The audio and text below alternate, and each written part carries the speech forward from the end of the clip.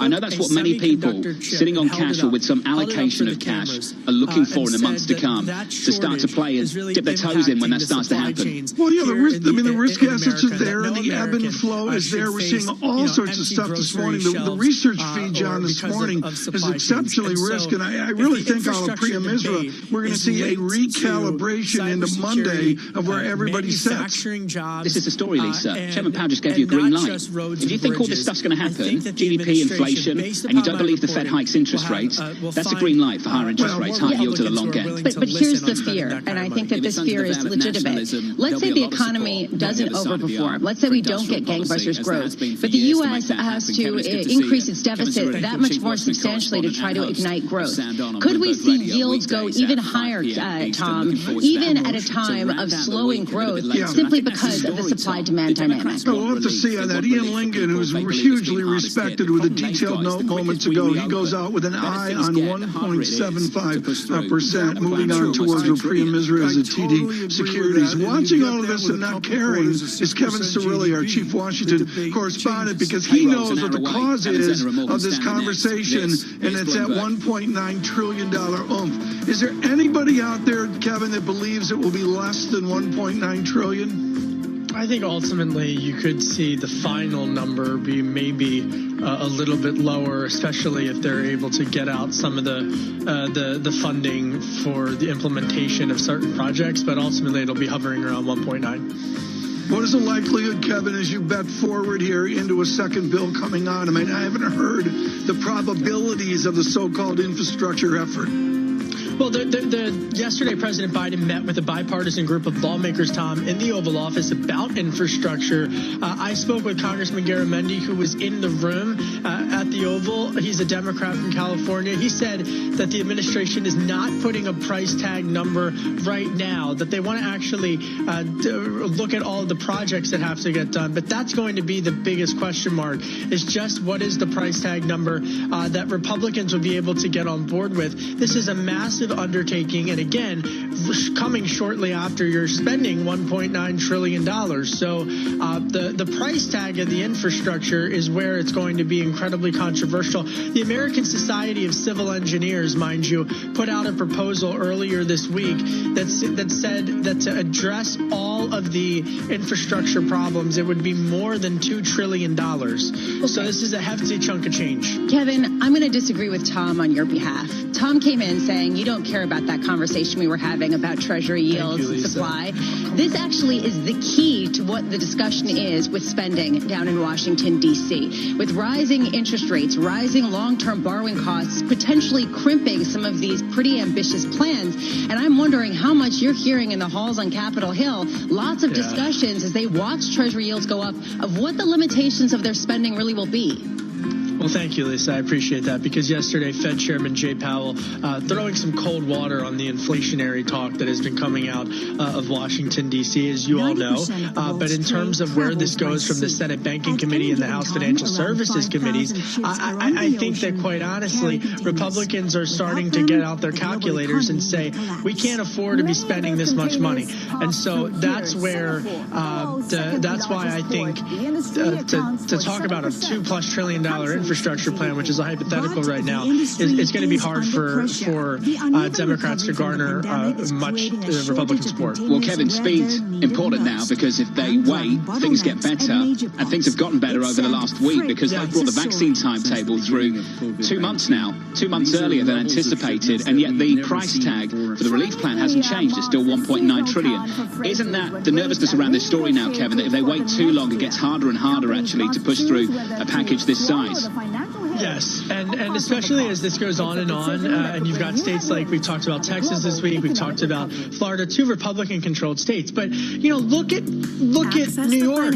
with Governor Cuomo. I mean, let's be candid here. I mean, he is a very weak political governor right now. He's facing intense political pressure from every which way, from the left, from the right, everywhere. And at a time in which various sectors in New York are very frustrated with what's been going on. I don't think it's it's I alluded to this earlier, but when you've got Broadway saying that they're starting to reopen in April, I mean, we're heading toward what the interpretation is in Washington, D.C., from the White House to Capitol Hill, is that we're heading toward the end of this pandemic. Okay, we're heading towards the end of the pandemic, and then what, Finally, Kevin, is how do you sustain GDP and productivity and yet also begin to pare down the debt responsibly? Fold that into the infrastructure debate.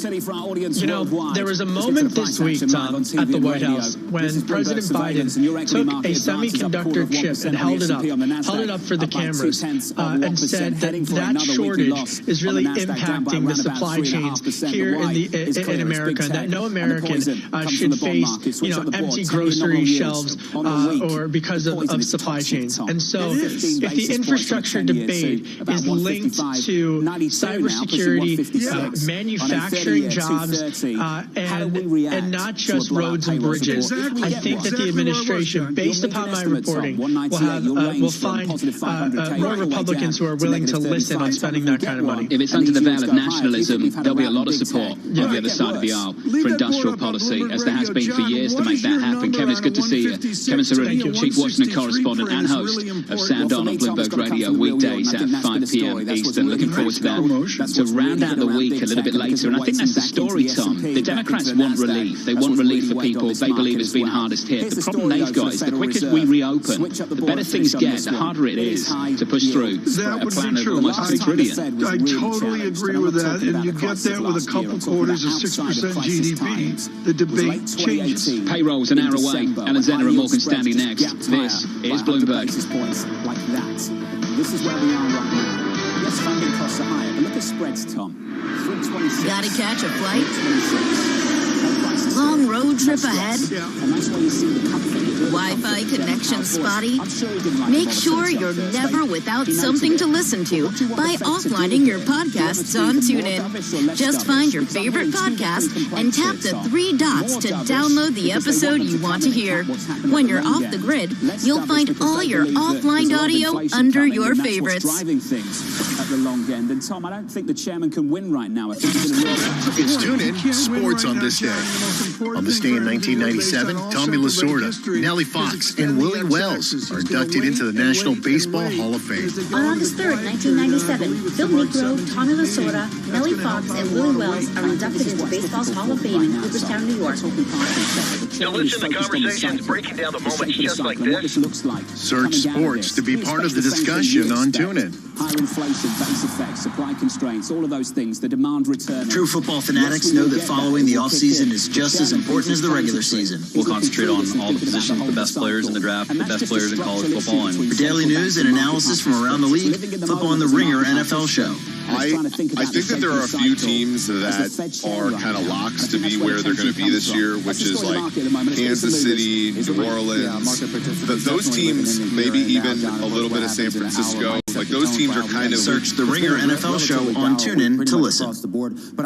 Looking for a golf podcast by regular golfers, like for regular golfers? On the Foreplay podcast from Barstool Sports, join Trent, Riggs, Frankie, and Lurch for weekly conversations about golf, from venting about the game's difficulties to weighing in on pro gossip. You know, like on the 11th or 12th hole, they're like, oh, we're calling an airstrike. And I was like, does that mean, like, you're going to curse me and I make triple? Like, what does that mean? Like, no, we're going to call it an airstrike. And, search Foreplay on TuneIn to listen.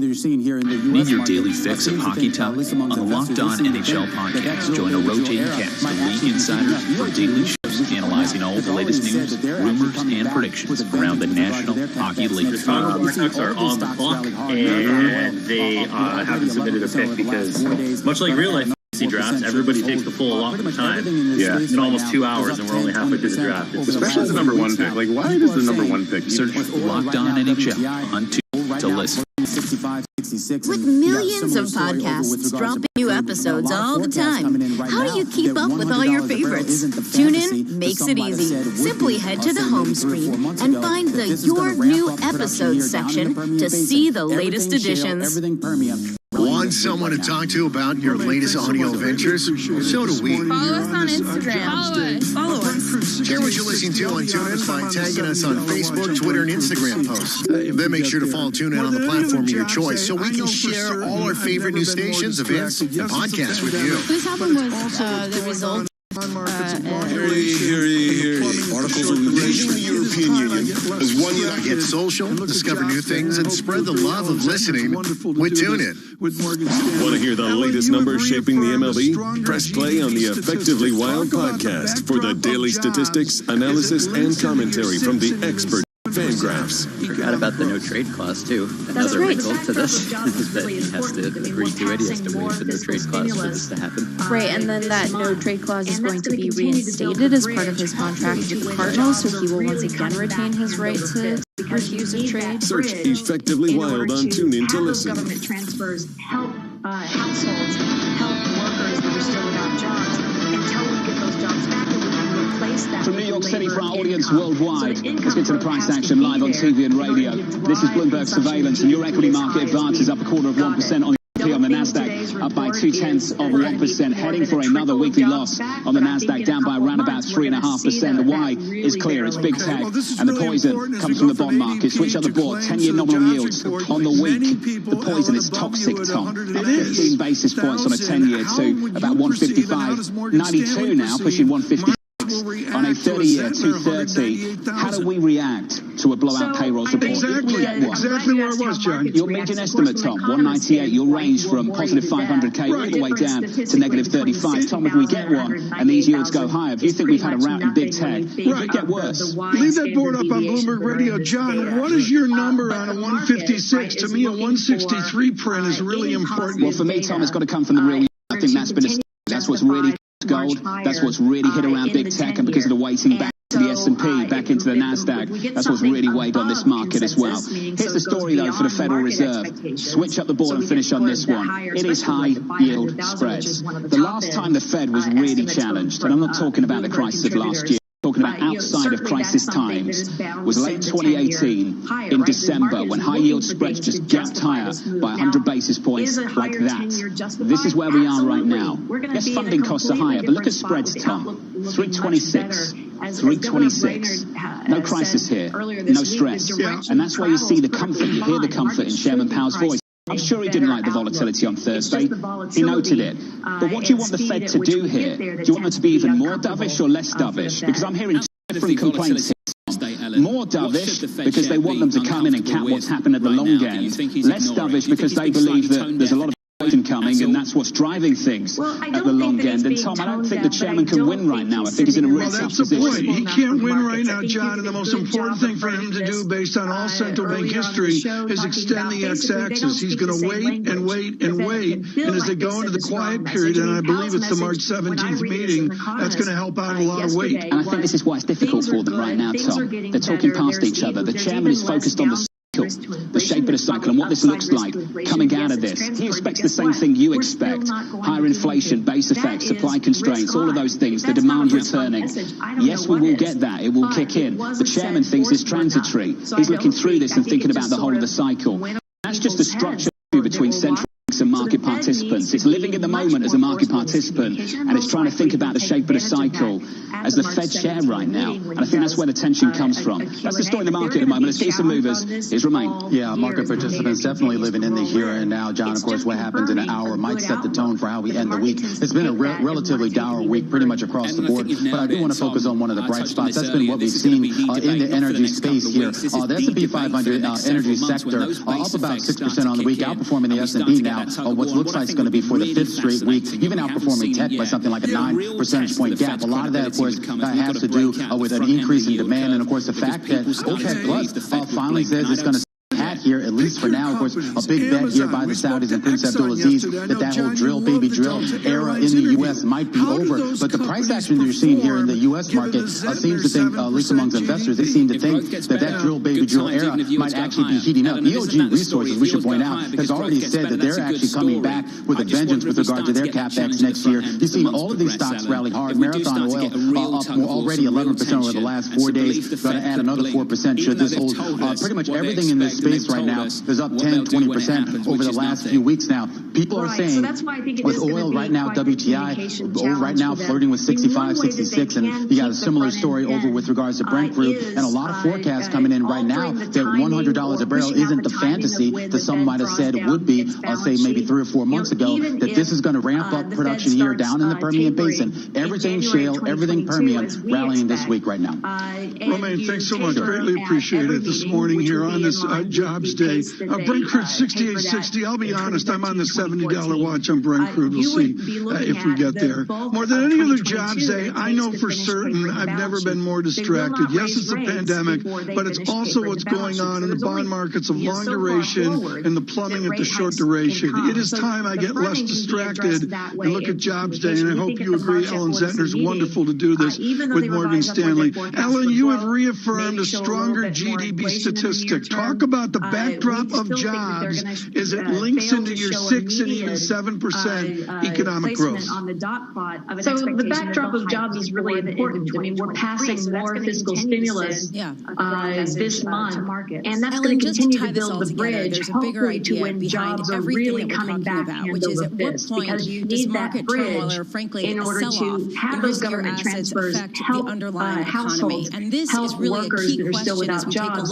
Until we get those jobs back and we can replace that with labor income. So the income growth has to be there in order to drive consumption and GDP as high as we've got it. We don't think today's report is going to be more than a trickle of jobs back, but I think in a couple of months we're going to see that really barrel it. Okay, well, this is really important as we go from ADP to claims to the jobs report. Many people, Ellen, above you at 198,000. How would you perceive, and how does Morgan Stanley perceive, markets will react to a Zentner 198,000? So I think I'm glad you asked how markets react. Of course, from an economist standpoint, we'll bore you to death. The difference statistically between 60,000 and 198,000 is pretty much nothing when you think of the wide standard deviations that are in this data. But the market, right, is looking for any positive data in order to continue to justify this march higher in the 10-year. And so if we get something above consensus, meaning so it goes beyond market expectations, so we get sort of that higher, especially like the 500,000, which is one of the top end estimates from Bloomberg contributors. Certainly that's something that is bound to send the 10-year higher, right? The market is looking for things to justify this move. Now, is a higher 10-year justified? Absolutely. We're going to be in a completely different spot with the outlook looking much better. As Governor Brainerd said earlier this week, the direction of travel is perfectly fine. Markets should be pricing in a better outlook. It's just the volatility and speed at which we get there that tends to be uncomfortable for the Fed. Outside of the volatility of Thursday, Ellen, what should the Fed chair be uncomfortable with right now that you think he's ignoring? Do you think he's being slightly tone deaf anywhere at all? From New York, well, I don't think that he's being tone deaf, but I don't think he's sending a message forceful enough for markets. I think you did a good job of framing this earlier on the show, talking about basically they don't speak the same language. The Fed can feel like they send a strong message. I mean, Powell's message, when I read it as an economist yesterday, was things are good, things are getting better. There's even less downside risk to inflation. There's probably upside risk to inflation. Yes, it's transitory, but guess what? We're still not going to do anything. That is risk on. If that's not a risk on message, I don't know what is. But it wasn't said forceful enough. So I think it just sort of went over people's heads that were watching. So the Fed needs to be much more forceful in his communication, and most likely he'll take advantage of that at the March 17 meeting when he does a Q&A. But they're going to be challenged on this all year as the data continues to roll in. It's just confirming a good outlook, but the market tends to take that and want to take it even further. And I think you've nailed it, Tom. I touched on this earlier. This is going to be the debate, not for the next couple of weeks. This is the debate for the next several months when those base effects start to kick in and we start to get that tug of war. And what I think would be really fascinating, and we haven't seen it yet, a real test to the Fed's credibility would come if we got a breakout at the front end of the yield curve because people started to believe the Fed would blink, and I don't see that yet. Pick your companies. Amazon. We spoke to Exxon yesterday. I know, John, you love the Delta Airlines interview. How do those companies perform given the Zentner 7% GDP? If growth gets better, good times, even if yields go higher. Ellen, and isn't that the story? If yields go higher because growth gets better, that's a good story. I just wonder if we start to get that challenge at the front end as the months progress, Ellen. If we do start to get a real tug of war, some real tension, and some belief the Fed could blink, even though they've told us what they expect and they've told us what they'll do when it happens, which is nothing. Right. So that's why I think it is going to be quite the communication challenge for them. I mean, one way that they can keep the front end pinned is altering the timing or pushing out the timing of when the Fed draws down its balance sheet. You know, even if the Fed starts tapering in January of 2022, as we expect, and you taper at every meeting, which would be in line with the pace that they tapered at in 2013, 2014, you would be looking at the bulk of 2022 that it takes to finish tapering the balance sheet. They will not raise rates before they finish tapering the balance sheet. So there's only, so far forward that rate hikes can come. And so the front end can be addressed that way and the communication. We think at the March FOMC meeting, even though they revise up where their forecast for growth, maybe show a little bit more inflation in the near term, we still think that they're going to fail to show a median placement on the dot plot of an expectation that they'll hike before the end of 2023. So that's going to continue to send a strong message to markets. Ellen, just to tie this all together, there's a bigger idea behind everything that we're talking about, which is at what point does market turmoil or, frankly, a sell-off in riskier assets affect the underlying economy? And this is really a key question as we take a look at froth that's getting blown off the top, which might be healthy. So at what point should the Fed start to care about a sell-off in, say, stocks or a sell-off in credit if we don't necessarily see companies having to borrow money because they've already extended their maturities and there isn't that clear-cut financing transmission mechanism? Yeah, so it's a great question, Lisa. So essentially, they care when they look at underlying financial conditions and they tighten in a way that threatens the outlook. And this is why, even though the 10-year rising is fine, we should see a higher 10-year. They don't like the speed or volatility in movements in the 10-year because it creates uncertainty. And the Fed likes to be certain about its outlook. So when you strip out the change in yields right now and you look at financial conditions elsewhere, they've just moved sideways. They've not tightened at all. And that's why Chair Powell can sound comfortable about the increases in the 10-year because there's not any sort of spillover effects that would affect the economy. You mentioned the stock market and credit. Stock market, low on their list of concerns. It doesn't have a strong transfer mechanism to the rest of the economy. Credit does. So, yes, high yield is still performing okay, right? But if spreads, even in high yield, widen, funding levels are not as favorable, and that starts to affect other up the credit quality chain and starts to drag out IG spreads, right? That has an immediate upfront impact on the economy, especially the labor market and with long tails. That's when the Fed gets concerned. That's what happened in late 2018. And that's when I think you get a very, very different Chairman Powell. Ellen, great to catch up as always. Good to see you. Ellen Zentner, the wonderful Ellen Zentner of Morgan Stanley, the chief U.S. economist, looking for 6.5% GDP growth in 21 and 5 in 22. Compare that to the Fed at 5 and 3.7. From New York, this is Bloomberg. Continue to look for new markets. Now with the latest news from New York City and around the world, here's Michael Barr. Pope Francis is on a landmark trip in Iraq. He arrived in Baghdad this morning to rally Christians despite the pandemic. Bloomberg's Renita Young has more. The Pope is urging the dwindling number of Christians in Iraq to stay put. He wants their help rebuilding the country after years of war and persecution and was willing to brush aside the pandemic and security concerns to make his first ever papal visit. During the 3-day trip, the Pope will have a private meeting with the country's top Shiite cleric, Grand Ayatollah Ali al-Sistani. He's a revered figure in Iraq and beyond. Renita Young, Bloomberg Radio. The CDC says more than 16% of Americans have now received at least one COVID vaccine dose. There are now more than 520,000 deaths in the U.S. alone. The two scandals facing New York Governor Andrew Cuomo have taken their toll on voters' approval of his performance and his plans plans to seek a fourth term, but more than half of New Yorkers say he should not resign.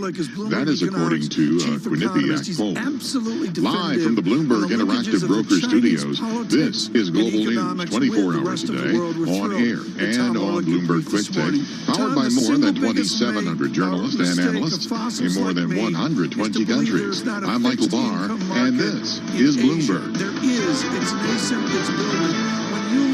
You don't need a crystal ball to look into the future of Major League Baseball. Just turn on Locked On MLB Prospects podcast. Join minor league announcer and baseball encyclopedia Aaron Layton for the only daily podcast devoted entirely to the future stars of the MLB. He's going to be the #1 catching prospect, and he's among one of the most well-rounded prospects in baseball, period. But when we talk about what he can do offensively and defensively, but especially offensively as a catcher. Search Locked On MLB Prospects on TuneIn to listen. Take TuneIn with you wherever you go with TuneIn On Demand. Jumping on a flight or planning a long road trip?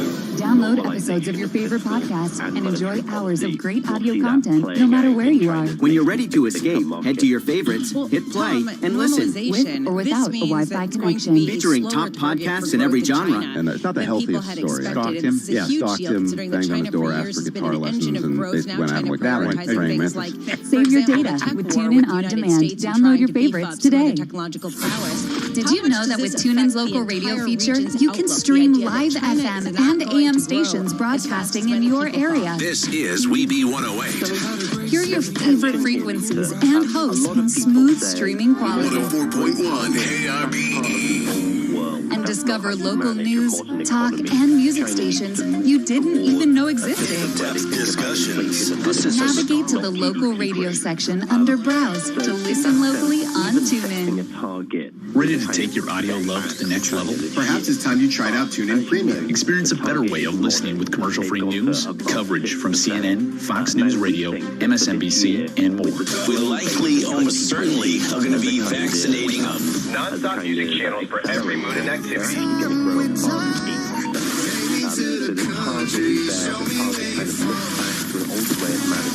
Less ads on 100,000 radio stations. Search Premium on TuneIn to try it today. Need your daily fix of hockey talk? On the Locked On NHL podcast, join a rotating cast of league insiders for daily shows analyzing all the latest news, rumors, and predictions around the National Hockey League. The Canucks are on the clock, and they haven't submitted a pick because, much like real-life fantasy drafts, everybody takes the full allotment of time in almost 2 hours, and we're only halfway through the draft. Especially the #1 pick. Like, why does the #1 pick? Search Locked On NHL on TuneIn to listen. Ready for a new take on the world of sports? On her podcast, Maybe I'm Crazy, Fox Sports personality Joy Taylor breaks down all the biggest stories from the NFL, NBA, and everything in between. One, they're completely dysfunctional organization who's squandering his youth. Now listen, they're paying him handsomely to be squandered, but nevertheless, once you get paid, it doesn't matter. You want to win. So this is what you're doing. This is what you're there for. And he, similar to Carson Wentz. Search Maybe I'm Crazy with Joy Taylor on TuneIn to listen.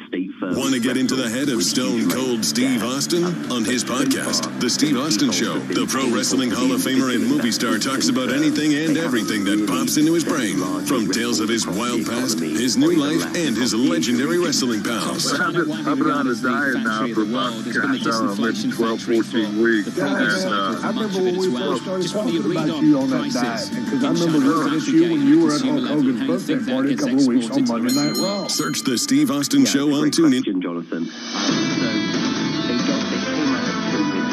Understand that the China relationship is always tenuous. There are many factors and many layers to that relationship that can impact and affect what China decides to do. That's why it's important for us not to put all of our eggs, if you will, in that basket.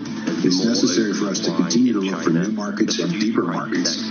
Tom Vilsack there, the U.S. Agricultural Secretary from New York City this morning. Good morning. Alongside Tom Keene, Lisa Bravis, I'm Jonathan Ferro. It's Payrolls Friday, and here's the price action. Your equity market's shaping up as follows. On the S&P, up 8, we advanced 0.2%. Yields given up the bidder this morning, 156.44 on 10s, unchanged. And in the FX market, euro weaker, dollar stronger against the yen and sterling too. Euro dollar 119.35. And crude with a 65 handle on WTI, 65. 25.30, up by 2.3%. The policy error, do you want to call it that, of OPEC Plus and the Saudis 12 months ago, and Tom Keene, unpredictable as ever over at OPEC, not willing to step in and lean against this move just yet. On the Brent crude, $70 what? $68.48, up $1.74. John, I'd also note out renminbi weaker. We've really had a nice move on Chinese renminbi, 6.49. Well, it is a fascinating jobs day, and the backdrop here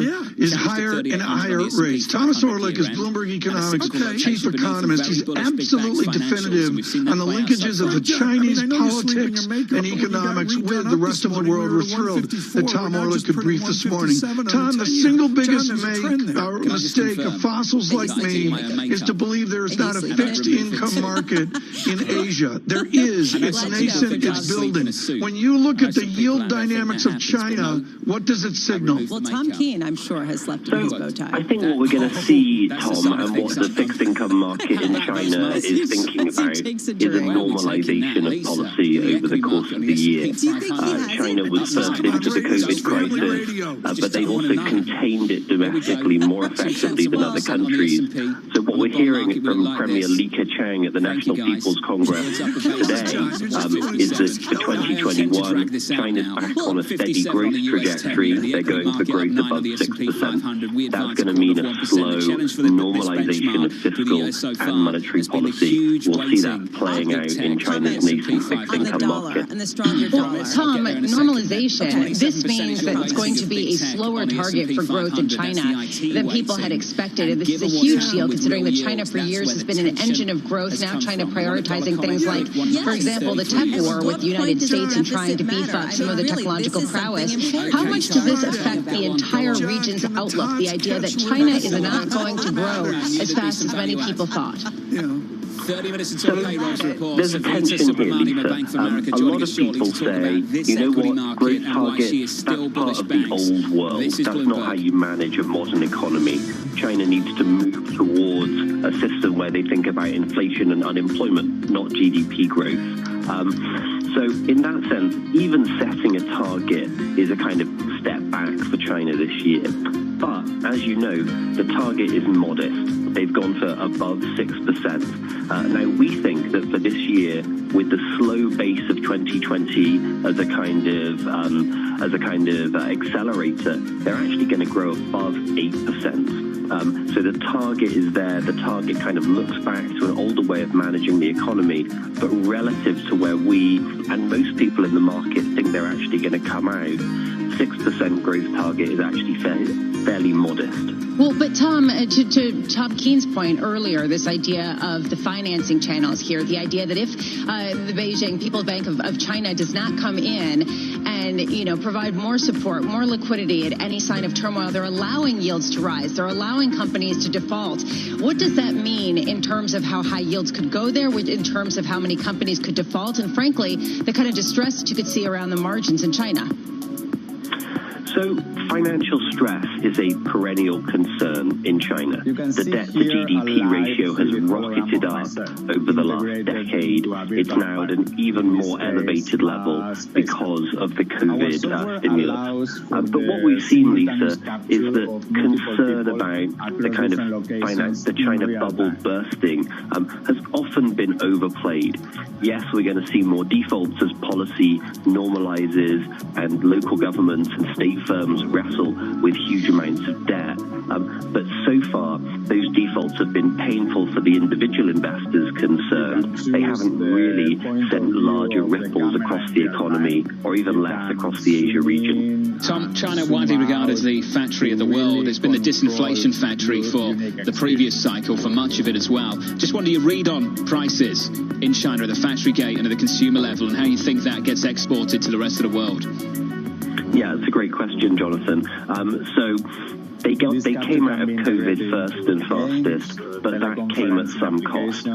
Debt is higher than it was, and the producer side of the economy recovered much faster than the consumer side of the economy.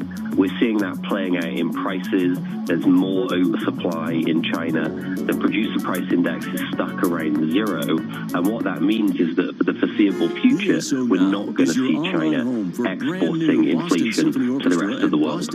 Interesting. Tom, let's get continue the conversation. Stay close, won't you? Tom Orlick there, Bloomberg Economics chief economist on China, price pressure, bond yields, borrowing, and the path forward for Chinese growth. Tom Keene, let's talk about this bond market. What have we got? 37 minutes away until the payrolls report. Yeah, the market, we got to do a data check here, John, I get, but I just really want to say, I'm sorry, I'm the camp China is linked to the United States, and if we get 7% GDP, John, what does that mean? China gets 9%? Well, China was going for, what did he say? Pushing 7? Pushing 7 this year? 7, 8 maybe, Lisa?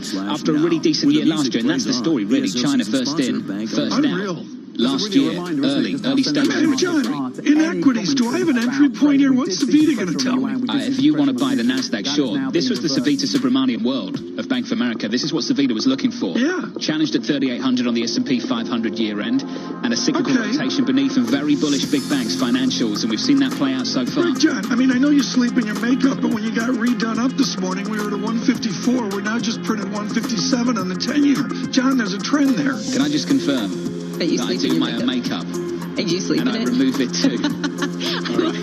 I know some people think I sleep in a suit. I know some people out there think that happens, but no, I remove the makeup. Well, Tom Keene, I'm sure, has slept in his bow tie. That's the side of things how about those markets? He takes a drink. Where are we taking that? Lisa, in the equity market on the S&P 500. Do you think he has it? This is family radio. Just don't want to know. Here we go. 0.2% on the S&P. On the bond market, we look like this. Thank you, guys. I intend to drag this out now. 57 on the US 10-year. The equity market up 9 on the S&P 500. We advance 0.25%. The challenge for this benchmark through the year so far has been the huge weighting of big tech on the S&P 500. On the dollar and the stronger dollar. I'll get there in a second then. 27% is your weighting of big tech on the S&P 500. That's the IT weighting. And given what's happened with real yields, that's where the tension has come from. You want a dollar comment? Quick, 119.33 US dollar. What point does the deficit matter? I mean, really, this is something important. Go on. John, can the tots catch Liverpool? That's all that matters. I knew there'd be some value added. That is the estimate for payroll. 30 minutes until the payrolls report. Savita Subramanian of Bank of America joining us shortly to talk about this equity market and why she is still bullish banks. This is Bloomberg. There's only one Chris Jericho on his podcast. Talk is Jericho. The pro wrestling champion, heavy metal frontman, and best-selling author interviews some of the biggest names in entertainment, comedy, and the paranormal. Yeah, we're actually the most hated, actually. There you go. If you're talking about dumb guys, you've got three of the best here. And that's why we wanted John Stephen, because you're going to help out one of us by giving us a chance to win one of these brand new... Search Talk is Jericho on TuneIn to listen. How do you keep track of all your favorite stations and podcasts? Easy. Add them to your favorites list. Just find the audio you want to bookmark and tap the heart icon. Then, whenever you want to browse your favorites, you'll find everything under the favorites tab. Need a little more of Stephen A. Smith in your life? You know what, Stephen A., we had to get you a little bit because my Dallas Cowboys, man. My Dallas Cowboys. When you're not watching his new show on ESPN Plus, turn on Stephen A.'s World Podcast for a weekly compilation of his best interviews with the biggest names inside and outside the world of sports. The way that I approach hosting on the game show is I approach it as winning, bucking whatever the conventions. Search Stephen A.'s World on TuneIn to listen. Working from home? Does your new office need an upgrade? Tie your workplace together with TuneIn Premium. Streamline your day with exclusive commercial-free broadcasts of CNN, Fox News Radio, MSNBC, and more top sources. Non-stop commercial-free music from stations like Today's Hits, Classic Rock Hits, and Country Roads. And less ads on 100,000 more radio stations from around the world. Search Premium to try it today. Did you know there's a podcast where sports nuts talk about their favorite movies? The 45th anniversary of Taxi Driver is this week. On the Rewatchables, join Bill Simmons and a roundtable from the Ringer universe as they discuss the movies they can't stop watching. From Toy Story to The Godfather Part 2 to Rocky IV. This is what Scorsese wanted, right, Bill? Yeah, I mean, you had different weird takes on New York at the time. Like, you said, like, Woody Allen, Annie Hall, there was that movie Girlfriend. Search The Rewatchables on TuneIn to listen. COVID-19 has limited us from a lot of new experiences. but with news, I would tell you law enforcement has gone above and beyond to make music, sure. More on the multiple expansion side, but we are going to get sports, podcasts. No, I don't. I find myself finding the time I find. Have you ever had like And over 100,000 radio stations from around the globe. TuneIn is an endless spring of listening possibilities. Explore and discover something new today. And at 6.3%, economists say they're looking for job gains close to 200,000. That would be a big improvement over January. Gina Cervetti, Bloomberg Radio. Once you have your facts lined up, we try to get smarter here about therapeutics and vaccines. the challenge is calculating the consequences. Is there anything that can be put into place to stop this kind of power grab? And real expertise counts. Give us a sense where we are historically here. Bloomberg Markets with Paul Sweeney and Matt Miller. So what is the new evidence? Weekday mornings at 10 Eastern. New issues seem to be popping up on a daily basis. On Bloomberg Radio, the Bloomberg Business app, and BloombergRadio.com. When we say Bloomberg brings you the latest financial and business news anywhere, we've actually given the matter quite a bit of thought. Let's get now to our guest joining us from Bangkok. She joins us on the phone from the Hudson Valley. Bloomberg Radio, the Bloomberg Business app, and BloombergRadio.com. What does that moral leadership look like to you at Bloomberg? The world is listening.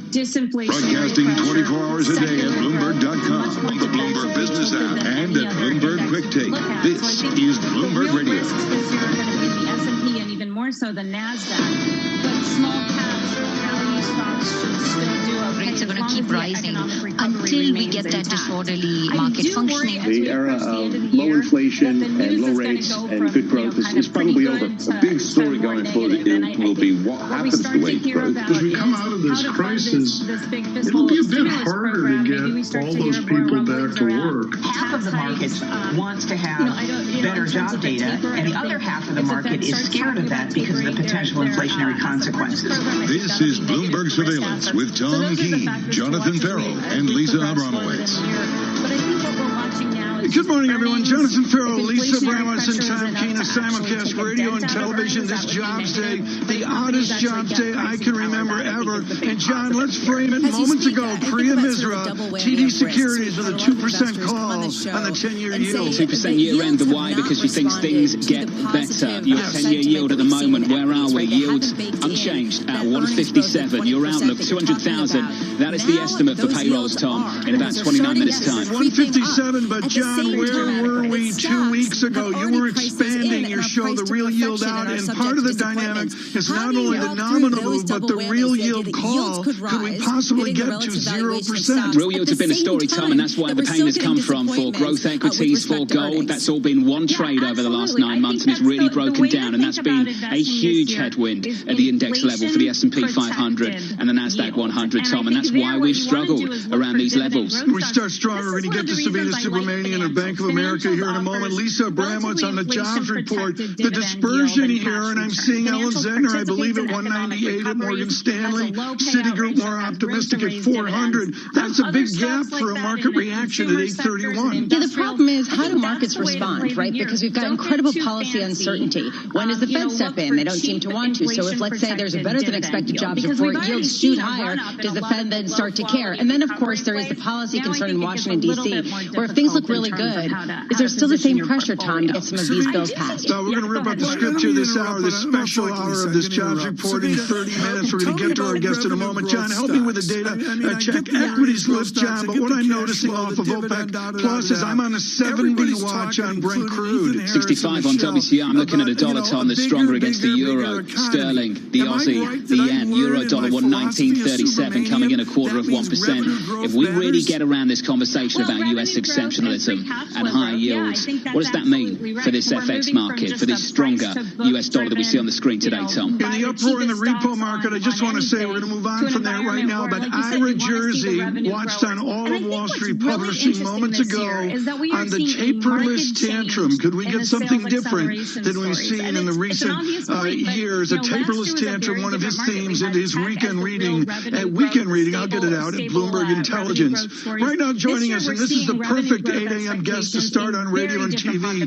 Savita Subramanian is at Bank of America. She has bulletproof skill sets out of Berkeley in mathematics and philosophy as well. Forget about the mathematics, Savita. This is a nuts Jobs Day. Give us the equity philosophy of Subramanian this morning. Really have the philosophy. I think it's simple. I think that we saw a very strong run-up in the market last year, anticipating an economic recovery and earnings recovery. And this year, we're not going to get much more on the multiple expansion side, but we are going to get the earnings. And that's where I think that's what we need to watch this year, is how strong earnings actually come in.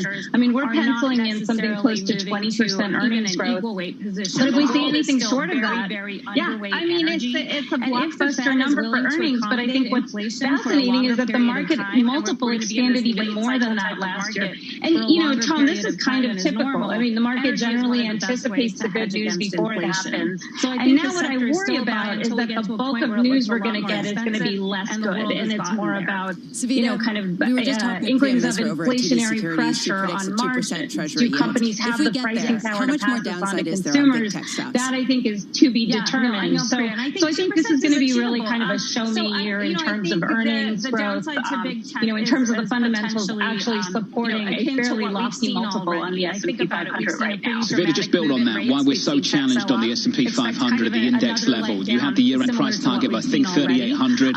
We're at 3,780 right now on futures. Why are we so challenged at the headline? I think it's because of the constitution of the market, and we've talked about this a lot on your show. I think S&P 500 is not a proxy for the U.S. economy. It's a proxy for low interest rates, disinflationary pressure, secular growth. It's much more defensively tilted than any other index you can look at. So I think the real risks this year are going to be in the S&P and even more so than NASDAQ. But small caps, value stocks should still do okay as long as the economic recovery remains intact.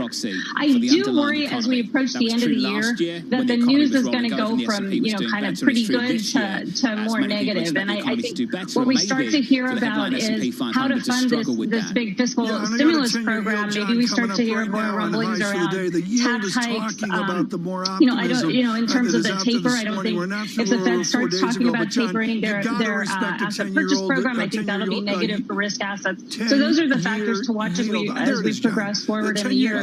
But I think what we're watching now is earnings. If inflationary pressure is enough to actually take a dent out of earnings, that would be negative. But if companies actually get pricing power, that I think is the big positive here. As you speak, I think about sort of a double whammy of risks. We've had a lot of investors come on the show and say that yields have not responded to the positive sentiment that we've seen in equities, right? They haven't baked in that earnings growth of 20% that you're talking about. Now those yields are. Those are starting to. They're creeping up.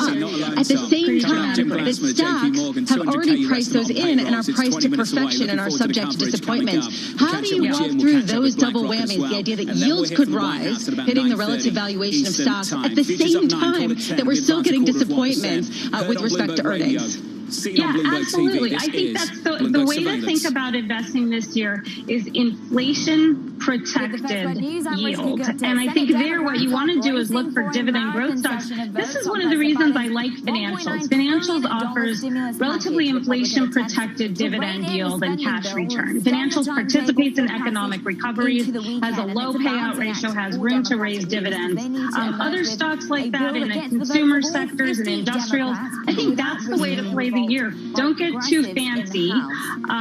Look for cheap inflation-protected dividend yield because we've already seen a run-up in a lot of the low-quality recovery plays. Now I think it gets a little bit more difficult in terms of how to position your portfolio. I do think go ahead. Well, let me interrupt, but I don't like Lisa. I'm going to interrupt. Savita, tell me about revenue growth stocks. I mean, I get the earnings growth stocks. I get the cash flow, the dividend, da-da-da-da-da. Everybody's talking, including Ethan Harris and Michelle, about, a bigger economy. Am I right? Did I learn in my philosophy as Subramanian that means revenue growth matters? Well, revenue growth and free cash flow growth, yeah, I think that's absolutely right. So we're moving from just a price-to-book driven, buy the cheapest stocks on anything to an environment where, like you said, you want to see the revenue growers. And I think what's really interesting this year is that we are seeing a marked change in the sales acceleration stories. And it's an obvious point, but last year was a very different market. We had tech as the real revenue growth, the stable revenue growth stories. This year we're seeing revenue growth expectations in very different pockets of the market, in consumer services sectors, in industrials and CapEx beneficiaries. So I think that's going to be the pivot, is moving from a growth and a tech-dominated market under this stay-at-home environment that we've been in to a reopening play where, some of these smaller, more beaten-down cyclical companies really have that revenue acceleration that's going to drive their stock prices further from here. And interestingly, one sector might be energy. Energy this week up 6%, up 33% year to date. How stretched do you think that story is? Look, I think energy is still a buy, and the reason is that if you look at positioning and valuations, they still suggest that your long-only institutional fund managers are not necessarily moving to even an equal weight position. The world is still very, very underweight energy, and if the Fed is willing to accommodate inflation for a longer period of time, and we're going to be in this late cycle type of market for a longer period of time than is normal, energy is one of the best ways to hedge against inflation. So I think the sector is still a buy until we get to a point where it looks a lot more expensive, and the world has gotten there. Savita, we were just talking to Priya Misra over at TD Securities. She predicts a 2% Treasury yield. If we get there, how much more downside is there on big tech stocks? Yeah, no, I know, Priya, and I think 2% is achievable.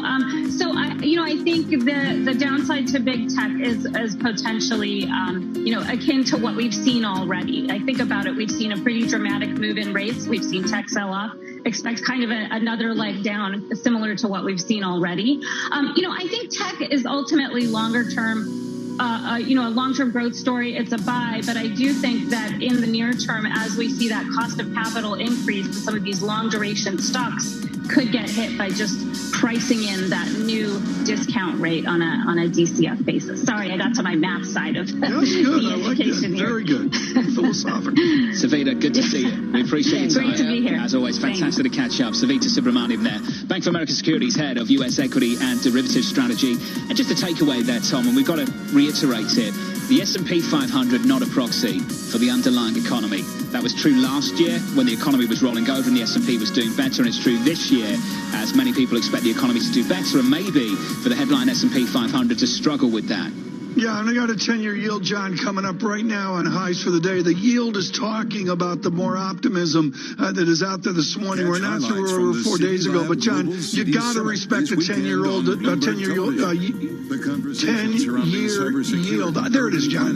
The 10-year yield that gets through where we were yesterday. He's so distracted this morning with other things. He's listening to the 10-year yield. I just don't know what he's doing. I'm working on my northern accent in the United Kingdom. I told you this earlier. This is trying to go like this. You're offending a lot of people, and just to confirm, this is not a northern accent. Okay, I say that for the second time. I know Tom thinks anything north of London.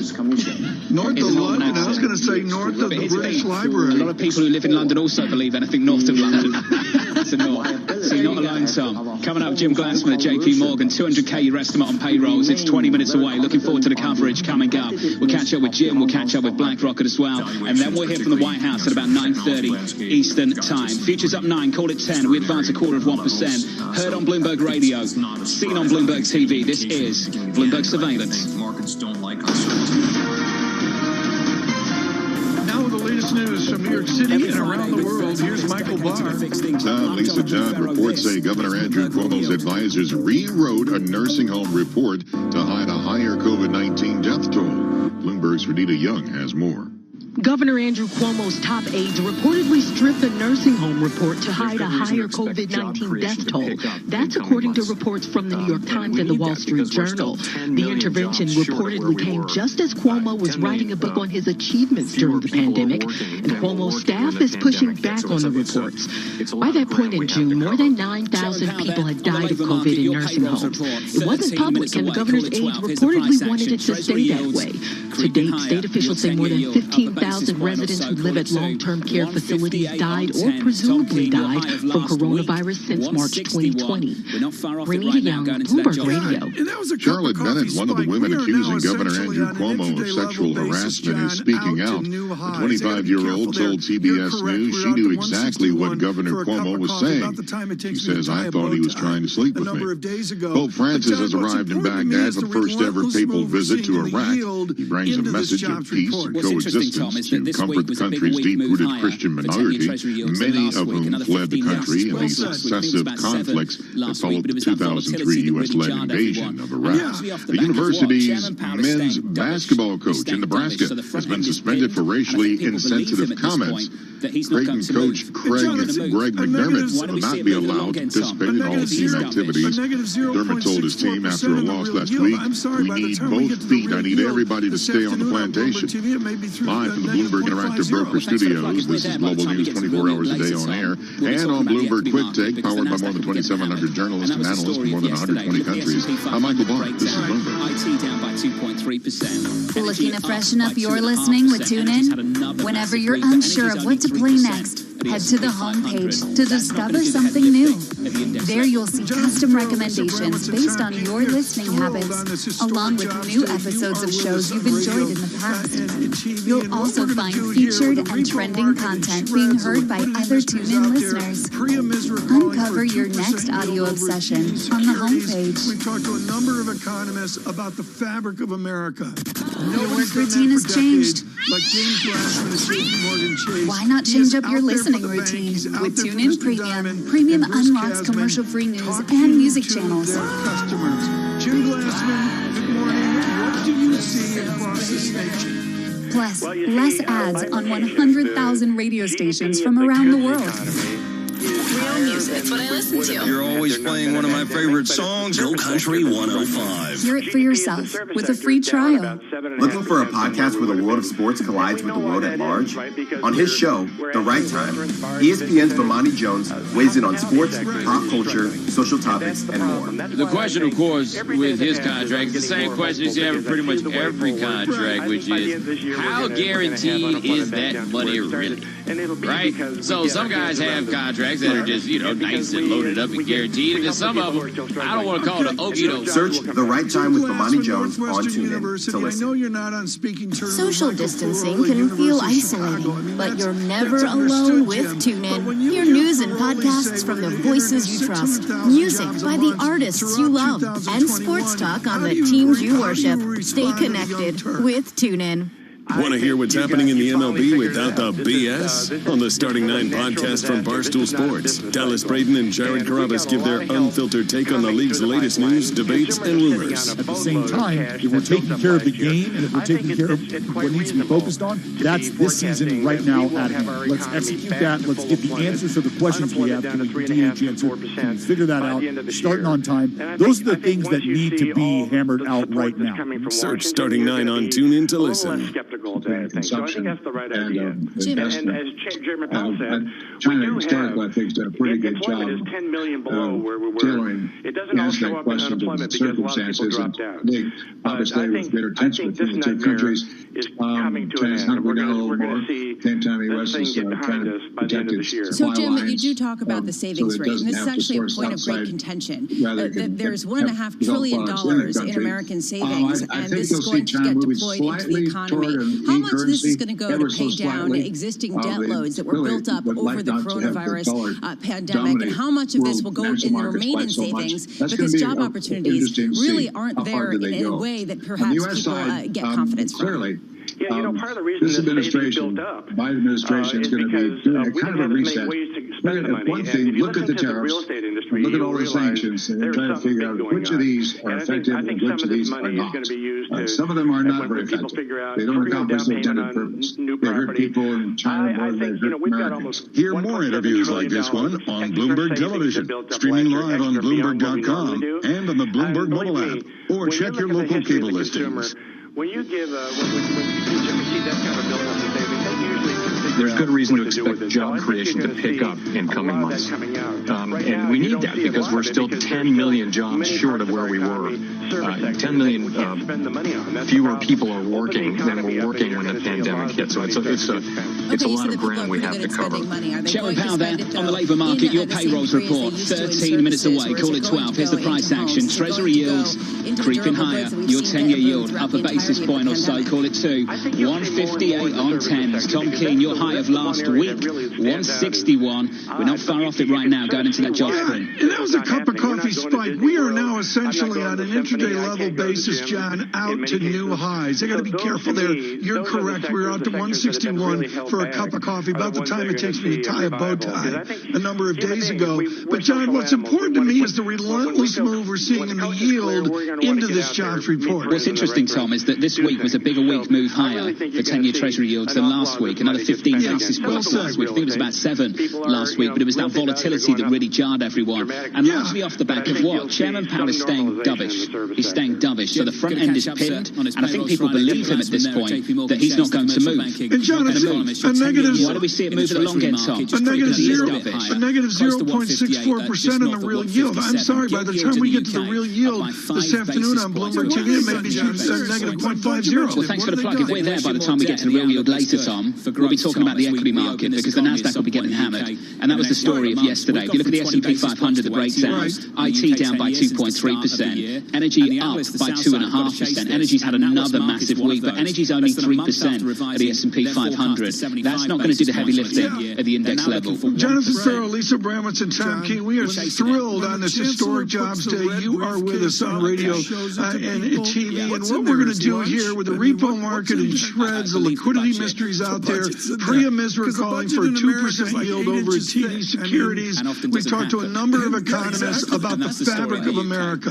Nobody's done that for decades, like James Glassman at JP Morgan Chase. He is out there for the bank. He's out there for Mr. Diamond and Bruce Kasman, talking to their customers. Jim Glassman, good morning. What do you see across this nation? Well, you see, bifurcation. The GDP of the goods economy is higher than we would have been had there not been a pandemic, but it's the service sector that's struggling. GDP in the service sector is down about 7.5% from where we would have been. And we know why that is, right? Because we're asking restaurants, bars, fitness centers, hospitality sector is struggling. And that's the problem. That's why I think every day that passes, I'm getting more hopeful because I see the way forward.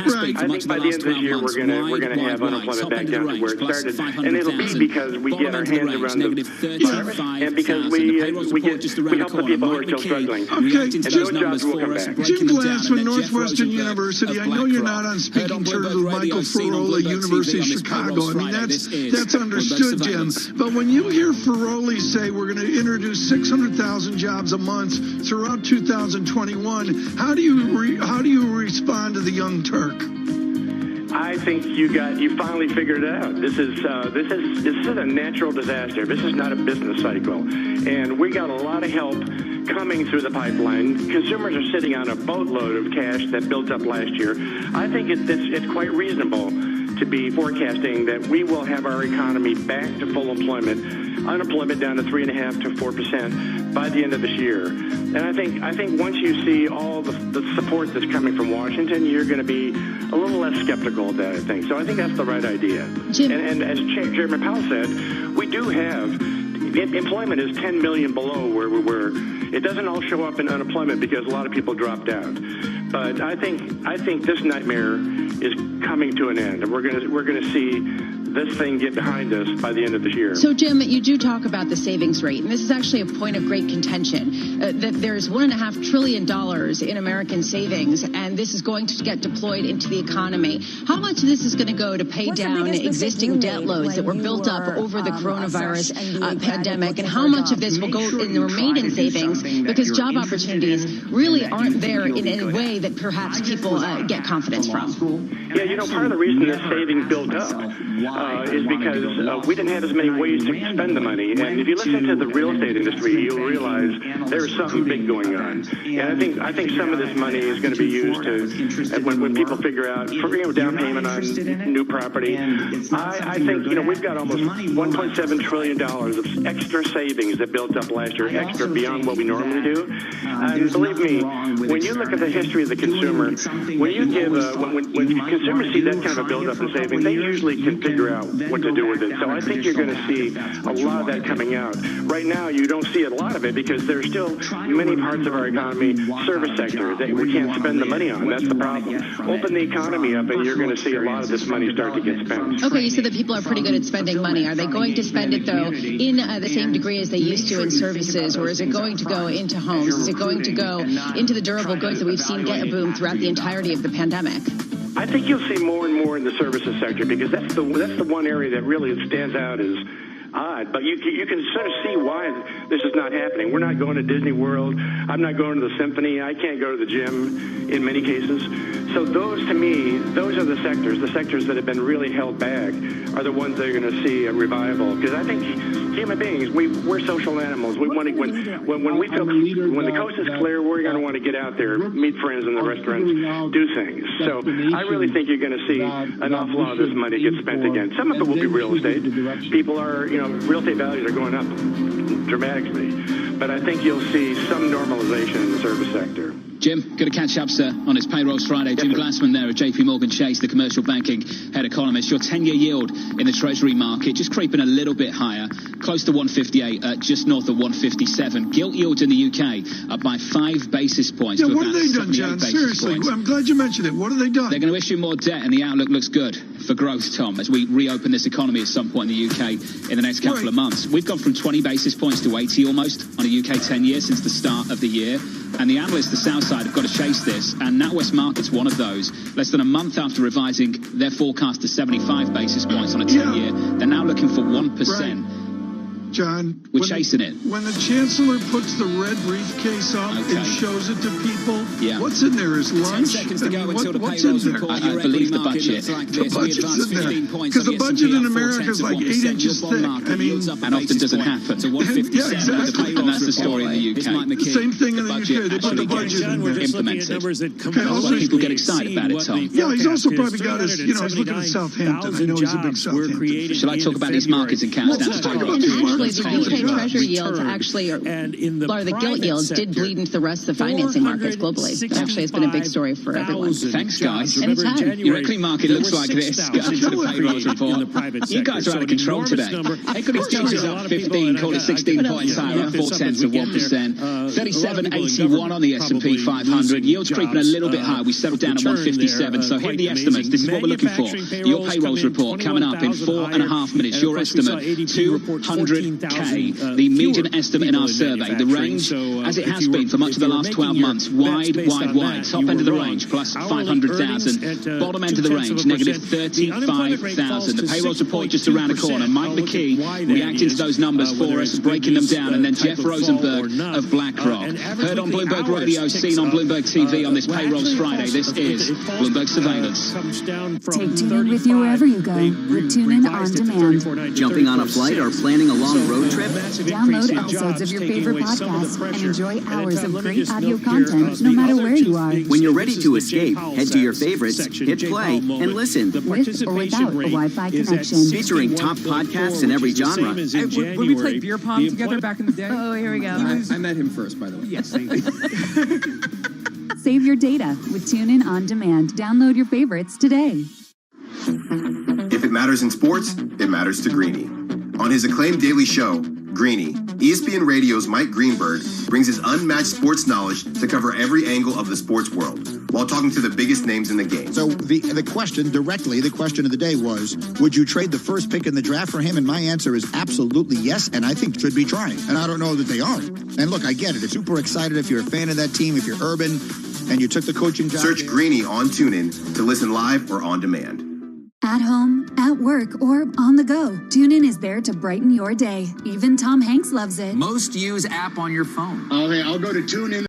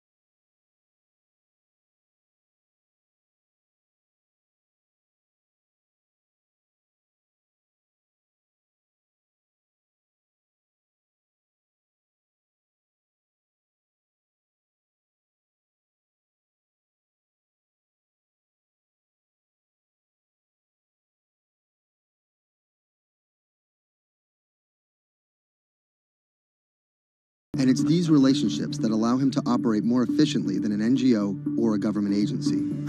We're able to resolve problems at a different level.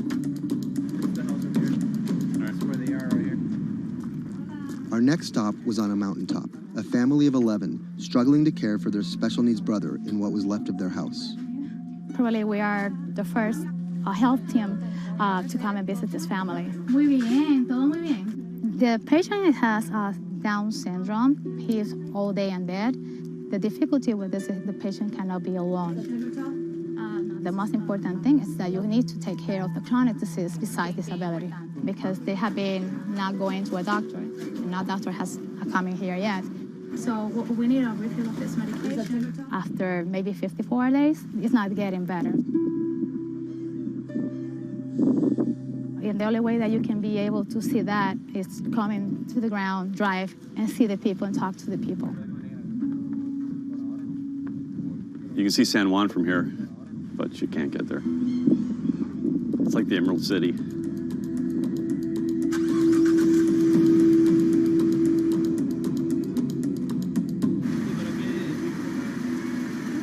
On this stop, we caught word that a man living alone at the edge of the jungle was in need of care. So we decided to take a little detour, come up here and check out and see what's going on. One of the challenges is to find those people that are at the end of these roads that need help.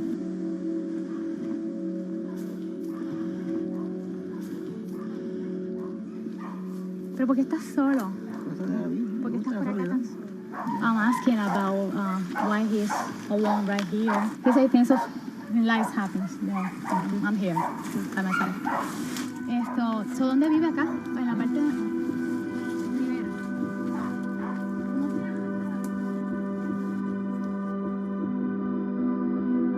This is not a job.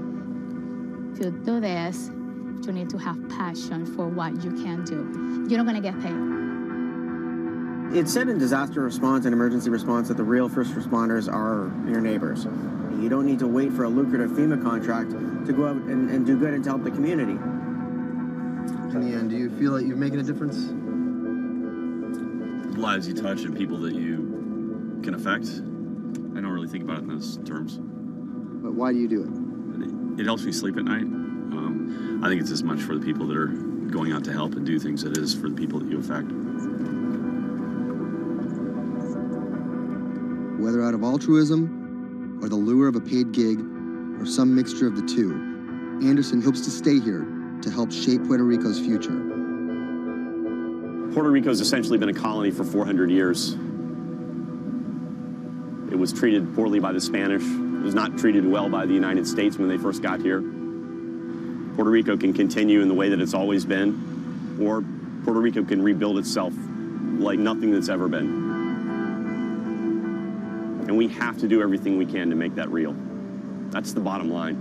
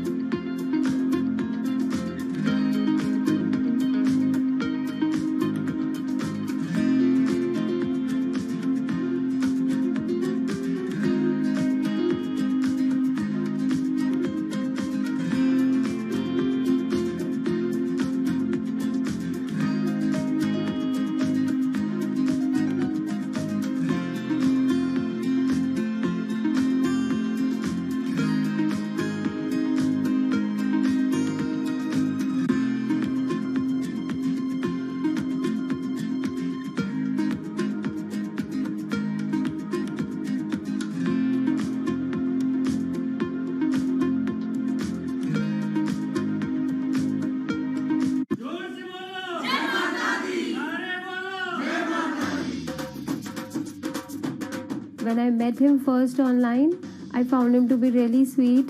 I think I was the one who was talking for an hour. He was just listening. When we met, I saw her.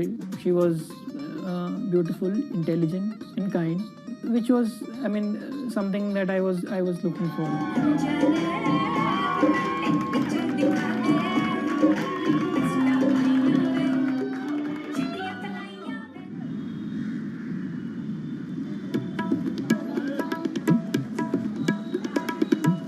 Anshu and Sumit are one of about 12 million couples that get married in India every year.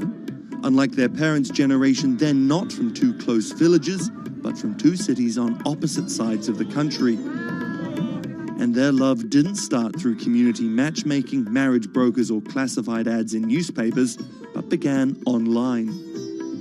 So we met through jeevansati.com. So it's basically an online portal where we have detailed profile of different grooms and brides. It makes a lot of remote profiles who are located in distant areas more accessible. Thanks to growing internet and smartphone usage, matrimony websites and apps in India are starting to disrupt the matchmaking industry. More and more people are finding their partners at the click of a mouse. jeevansati.com, where Anshu and Sumit met, is one of the biggest players.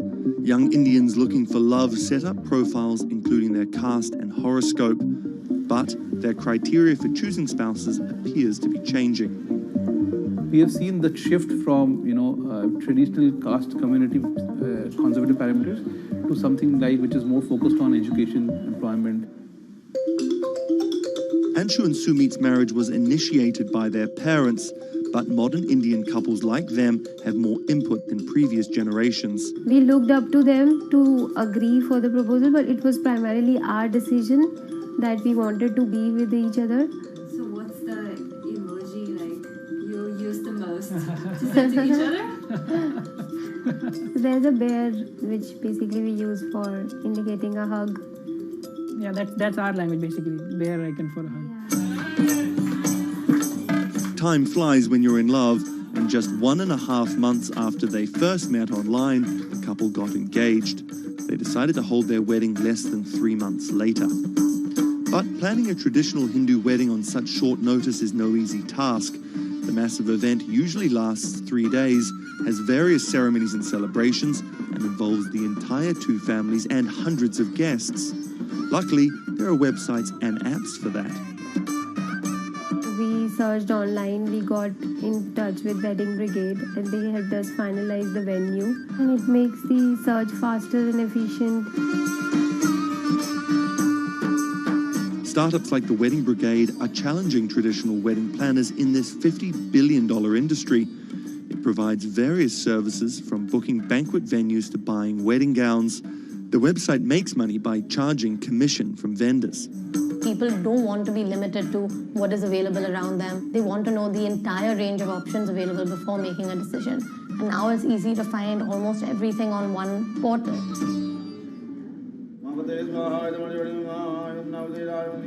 Anshu and Sumit are officially married in a ritual that has gone on for thousands of years, but their love started in a very new way. Technologies might be changing the way couples meet, date, and get married in India, but they're definitely not changing everything. The technology was only the first level help that we could get to find each other. Everything else was like very humanly and emotions and feelings based.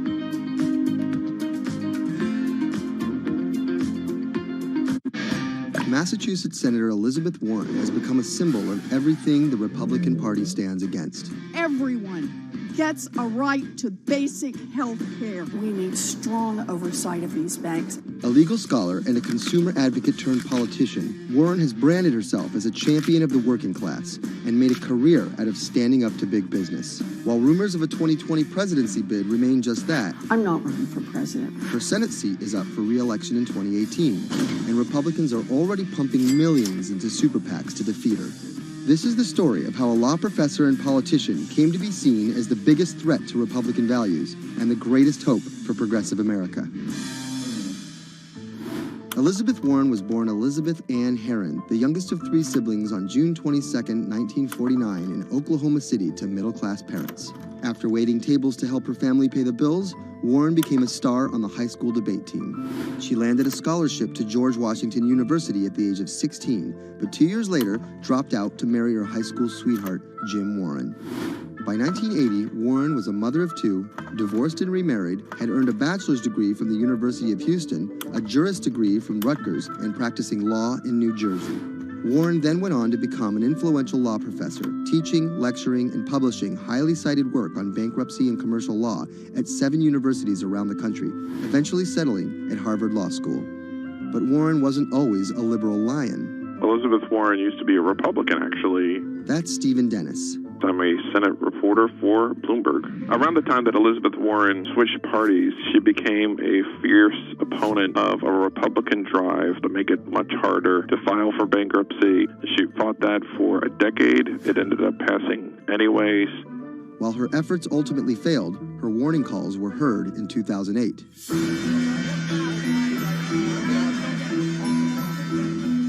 We're in the midst of a serious financial crisis. Our entire economy is in danger, and without immediate action by Congress, America could slip into a financial panic, and a distressing scenario would unfold.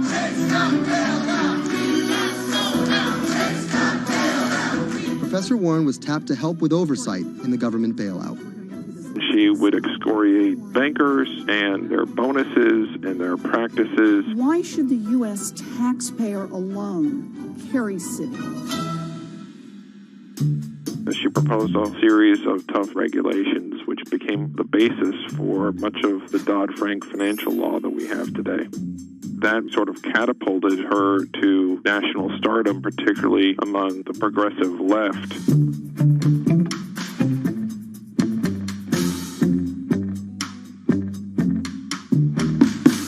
Encouraged by her newfound notoriety, Warren declared her bid for the U.S. Senate on September 14, 2011. During the race, her opponent Scott Brown tried to derail Warren by accusing her of falsely claiming Native American heritage, a controversy that earned her the nickname Pocahontas. Nevertheless, she was victorious and won the Senate seat by a comfortable margin. She used her new tenure to challenge everyone, from banking regulators and Treasury officials to members of Wall Street and Congress. I'm really concerned that too big to fail has become too big for trial. We need tough new laws to hold corporate executives personally accountable. No one should be above the law. She called for Wells Fargo CEO John Stump to resign for fraud, introduced the Bank on Student Loans Fairness Act, and reintroduced the 21st Century Glass-Steagall Act. In 2016, after staying silent during the Democratic primary battle, Warren finally endorsed Hillary Clinton and had some harsh words for candidate Trump. Donald Trump is a loud, nasty, thin-skinned fraud who has never risked anything for anyone, and that is just one of the many reasons he will never be president of the United States. But she was wrong. The forgotten men and women of our country will be forgotten no longer. Warren wasted no time resisting Trump's agenda. Have you ever managed or overseen a $1 trillion loan program? I have not. How about a $1 billion loan program? I have not. Okay. In the Donald Trump era, Elizabeth Warren has been playing defense and trying to prevent Donald Trump and his cabinet appointees from rolling back protections that she helped enact. Warren actually found herself rebuked by Mitch McConnell for reading a letter by Coretta Scott King about Jeff Sessions' record on racism during his confirmation. She was warned. She was given an explanation.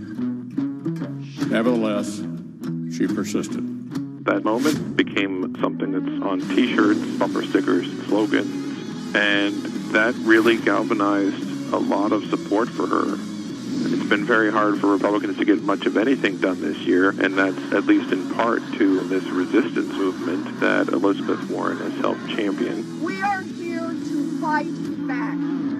Enough of Elizabeth Warren. Like you, millions of dollars are being funneled to defeat Warren in the midterm elections in 2018. But it's the rumors of a 2020 presidential bid that has further prompted powerful donors to fund her opposition, often using the same playbook of constant and ruthless ad campaigns that many believe helped Trump win in 2016. It's anyone's guess if she will endure what Hillary could not. You know, the question for Elizabeth Warren is whether she can go from being a liberal firebrand to somebody who can regularly get 60 votes for initiatives in the Senate and 218 in the House and drive an agenda, and whether she can bring together coalitions for political victories. That's the challenge, and we'll see what happens.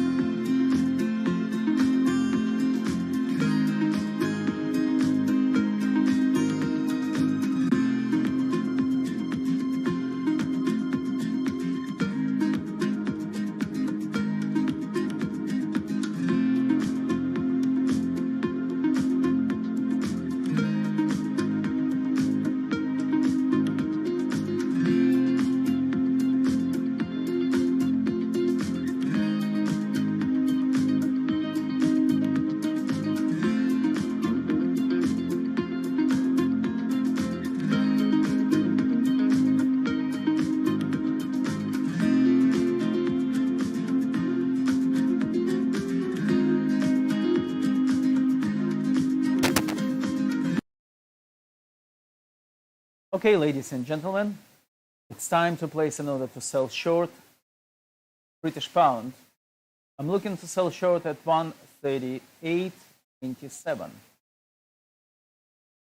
I'm placing an order to sell short at 138.27.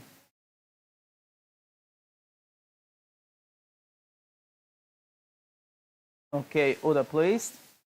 Sorry, we need to move a bit lower. That's right here. So if you want to get into the trade, you can do. You still have time. Hopefully we will get soon filled with our order. We're in a queue. And we will start trading British pound. I'll speak to you later when I will have any news.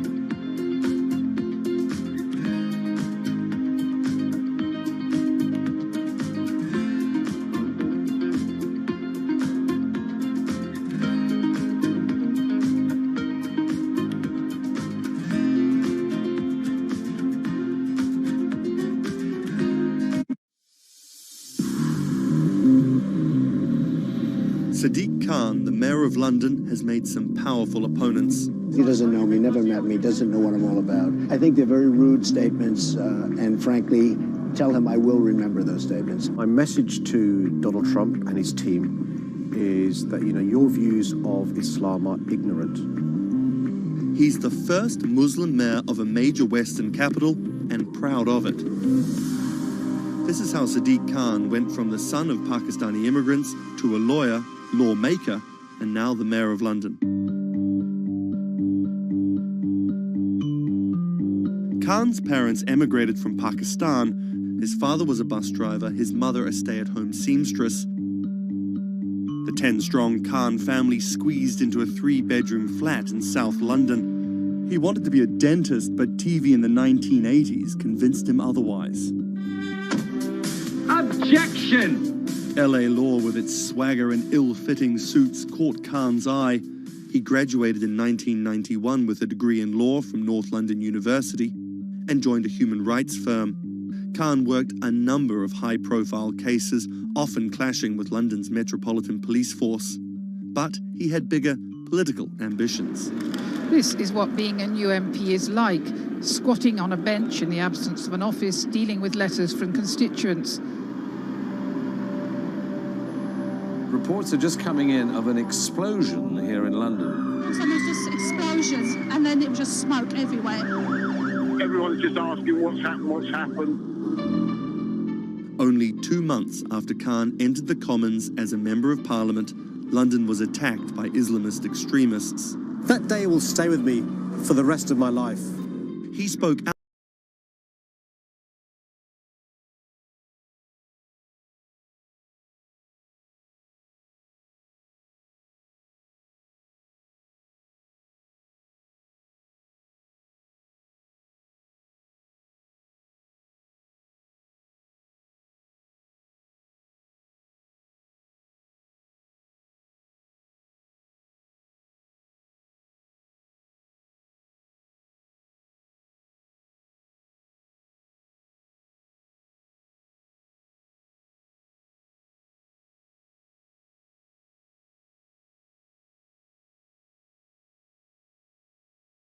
Debate got again personal and nasty. The Goldsmith camp has called Khan extreme and accused him of associating with, quote, those who seek to do our police and capital harm. There's a pattern of behaviour. Even the former Prime Minister David Cameron repeated the allegations.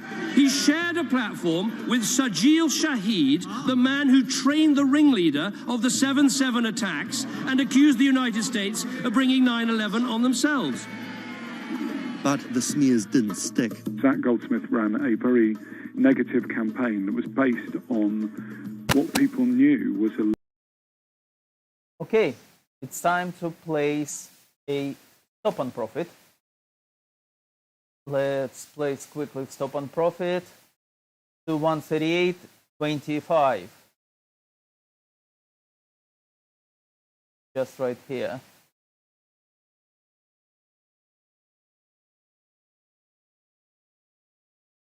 Okay, and let's see if it will be filled. Right now, we'll collect our profit. Moving so rapidly these days right now.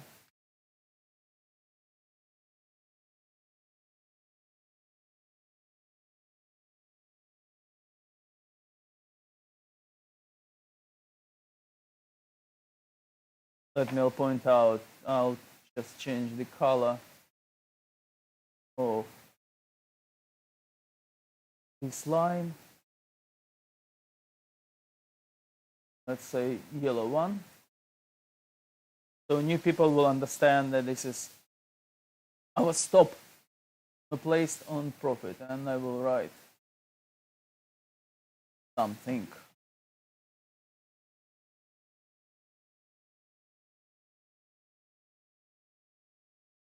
Okay, so people will understand that this line means that we're already in profit, and if it will break this line, we will collect our profit. In this case, we'll get £200, 2 pips In your case, it's all about how much broker pays you per pip.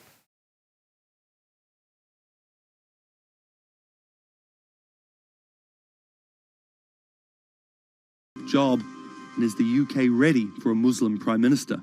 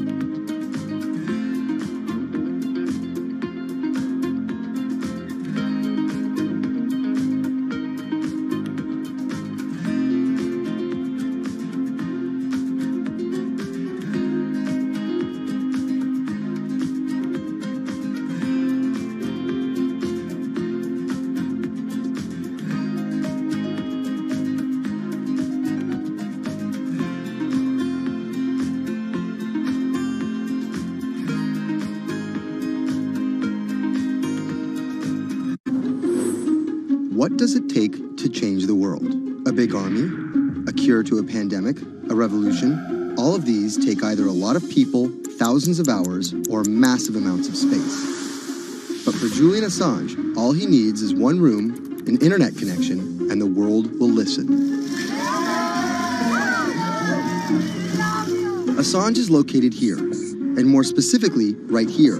And from that location, he's posted government secrets, classified documents, and leaked emails from some of the world's most powerful people. And in doing so, has been labeled a hero, a villain, a nihilist, and everything in between. This is how an Australian programmer sequestered in the Ecuadorian embassy in London became one of the most influential and notorious people in the world. Born in 1971 in Townsville, Australia, Assange has always been on the move. Living in over 30 homes by the time he was in his mid-teens, Assange, along with his mother and half-brother, finally settled down in Melbourne. His introduction to hacking started at 16 when he was given a Commodore 64, which he attached to a modem. He attended the University of Melbourne, where he studied programming, physics, and mathematics. He never graduated, but that doesn't mean he didn't get an education. By 1991, Assange hacked into the Pentagon, U.S. Navy, and other branches of the U.S. government. In 1996, he was caught by the Australian Federal Police and charged with over 30 counts of hacking and computer-related crimes. He didn't get any jail time, but he was fined $2,100. I think the first taste of what would come later was the hacking that he did as a young programmer, and that really sort of foreshadowed a healthy skepticism of the use and abuse of technology by governments. That's Vernon Silver. I'm a reporter for Bloomberg's investigations team. Assange's youth as a hacker laid the foundation for him to start WikiLeaks in 2006. But what is WikiLeaks?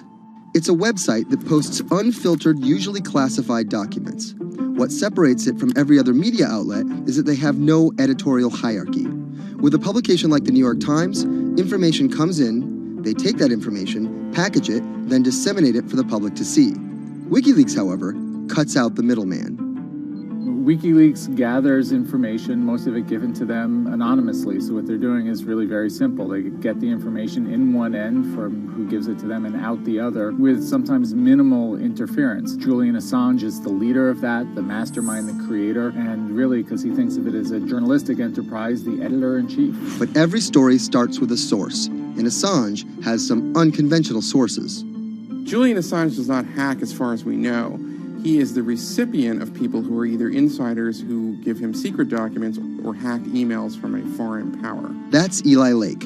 I am a columnist for Bloomberg. And there was no source bigger for Assange than Chelsea Manning. He used to be known as I'm going to put my stop on profit for British pound even further to 138.22. So if you decided to follow this trade and you need to put even lower your profit, you will get more pips, more profit. So you need to do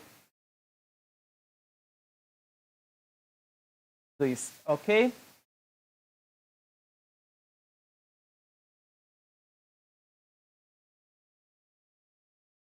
and 250,000 private messages between diplomats called cables in what is now known as Cablegate. These leaks were met with very real ethical questions. The problem with publishing those cables was that a number of confidential sources for U.S. diplomats who faced real danger when their names were exposed. Then Secretary of State Hillary Clinton drove the point home that every country, including the United States, must be able to have candid conversations about the people and nations with whom they deal. Shortly after Cablegate, the Swedish government issued an arrest warrant for Assange on allegations of rape and molestation. He claimed the allegations were fabricated to get him extradited to the United States, a claim the U.S. government denied. Either way, Assange's next move was to seek refuge in the Ecuadorian embassy, which really was the beginning of the new chapter in his life and what we're dealing with now, which is him being stuck in London. What was supposed to be an office in an embassy is now Assange's self-imposed prison to this very day. But that doesn't mean he's slowed down. Since being trapped at the embassy, WikiLeaks has released files about Guantanamo Bay prisoners, Syrian political figures, and the draft to the Trans-Pacific Partnership. And then came the 2016 U.S. election. Thousands of leaked emails showed Democratic Party officials possibly plotting against Bernie Sanders in his race against Hillary Clinton. Over the course of 68 days, WikiLeaks released 20,000 confidential Democratic National Committee emails. In terms of the presidential race, if you look right here, when Assange released the first batch of emails, Trump... That's it. Position is closed. Just right here. It was a nice, profitable trade. Took us about 15 minutes. And we made £500. £100 per pip, 5 pips, £500. Good trade.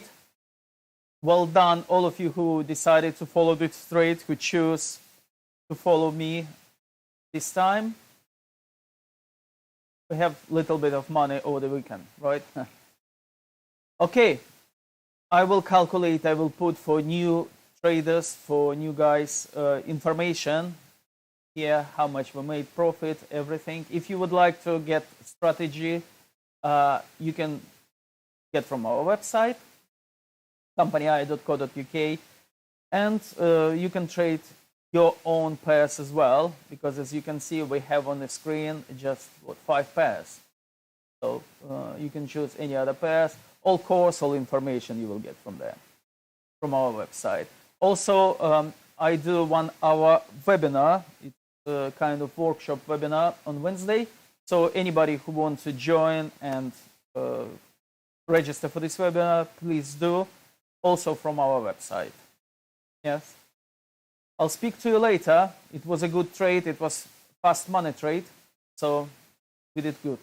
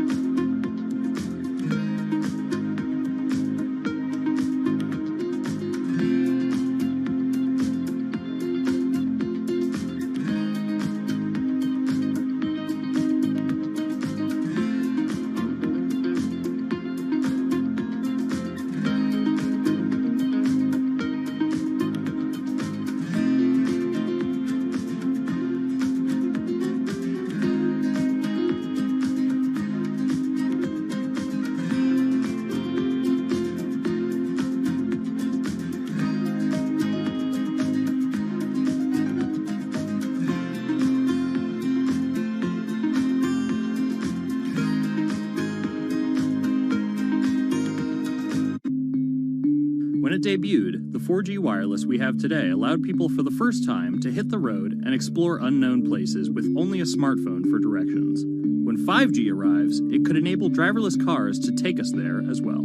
5G stands for fifth generation mobile networks or wireless systems. It's insanely fast and can accommodate a lot more connected devices. But the reason it's being called revolutionary is because 5G will allow connected devices to speak to each other as well as people.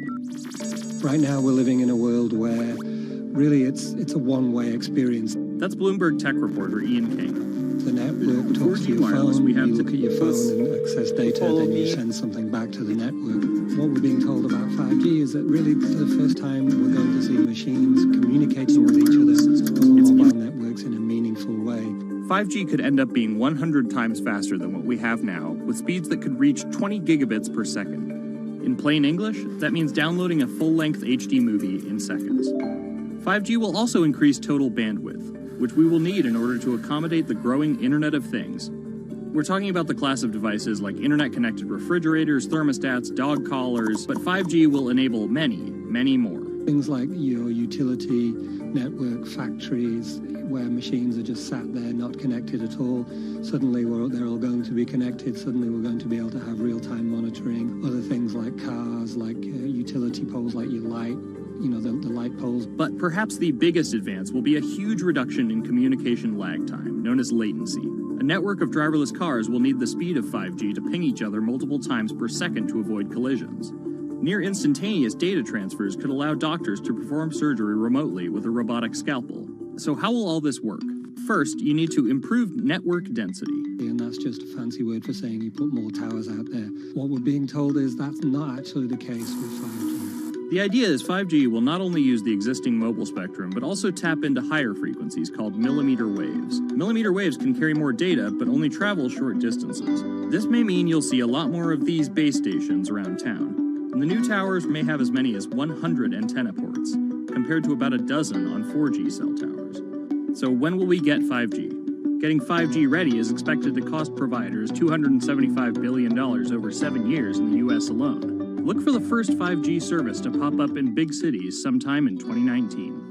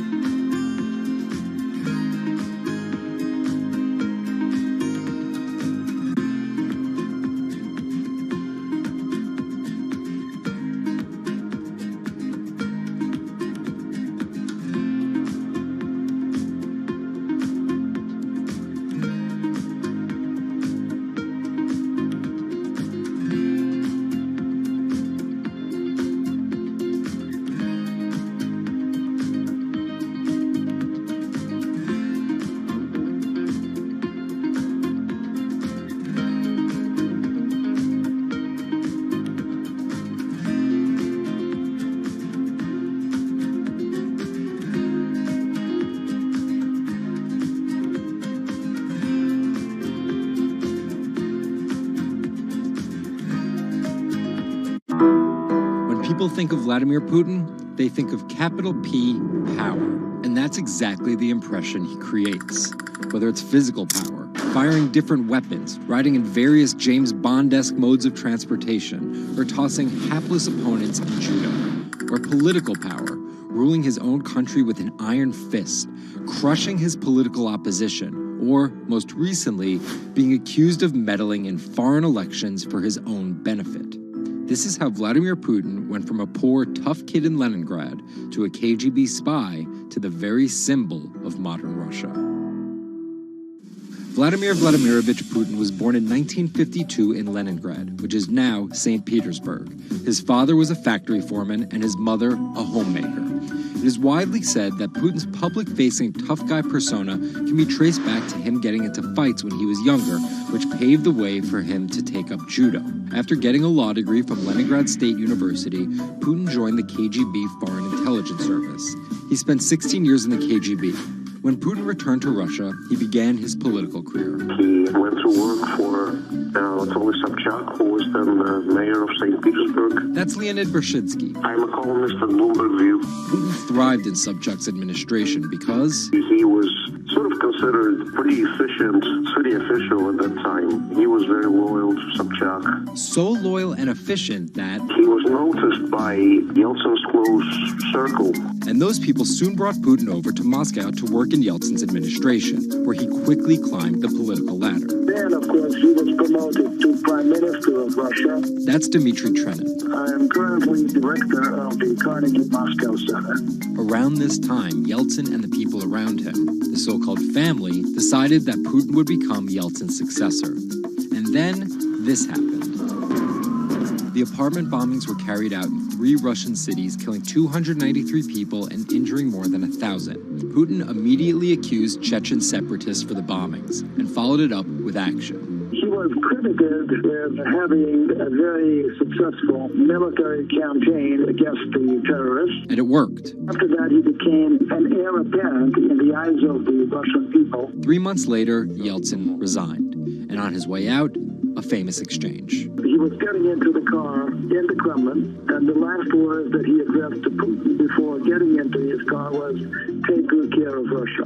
So Putin took over as president, and 3 months after that, won his first election. But just because Putin won the presidency, that didn't mean he had all the power. This is Michael McFall. I was U.S. ambassador from 2012 to 2014. In the 1990s, there was a fire sale of all the things worth owning in Russia, and certain people, the oligarchs, did better than others in that fire sale, sometimes called privatization, and those people tended to be well connected with the Yeltsin regime, and they weren't Putin's friends. But they probably miscalculated, thinking that they could easily find a way to influence him. It became impossible almost from the start. From that very moment, there was warfare between him and the oligarchs. That's when Putin gave the oligarchs a choice. Putin's way? Some of those people from the 90s managed to figure out a new way of dealing with Putin and have survived. Or prison. Others could not find common vision, and so they lost their assets. Khodorkovsky once was Russia's richest person, worth $15 billion, but he ran afoul of President Vladimir Putin and spent a decade in prison. With domestic power consolidated, Putin focused on restoring Russia's global influence. Putin is the guy who believes in the expansionist Russian state. Georgia and Ukraine and all the other Soviet republics that split off when the Soviet Union fell apart, he still believes that they're traditional Russian satellites. A lot of his strategy is about keeping them in the orbit. That Yeltsin line, take good care of Russia, that's how he understands it. And he used annexation and invasion, as well as oil, gas, and trade to keep former Soviet republics in Russia's orbit. In 2008, Putin's 2 terms were up, and he decided to step down as president. Dmitry Medvedev stepped in as president, and Putin went back to prime minister. But really, Putin never left power. He pretty much continued running the country, and Medvedev was a bit of a figurehead. There was actually a period of cooperation between Russia and the U.S. that benefited both countries during Medvedev's presidency. Because Medvedev did not have the same negative attitude towards the West as Putin did. But when Putin came back to run for a 3rd term, in the lead up to the 2012 election, it was widely believed that both the presidential and parliamentary elections were rigged, and Russians took to the streets. Putin blamed the protests squarely on America, and more specifically, Secretary of State Hillary Clinton. He believed that she had sent, and this is his words, a signal to demonstrators. Still, Putin won by a huge margin and set about crushing the protest movement immediately upon his return to the Kremlin. Over the next few years, Russia's economy tumbled. Putin annexed Crimea, leading to sanctions. The price of oil fell drastically. The ruble hit a new low, and America played down Russia's influence, with Obama calling Russia a regional power. Despite all of that, Putin's approval rating remained sky high, and then an opportunity for payback.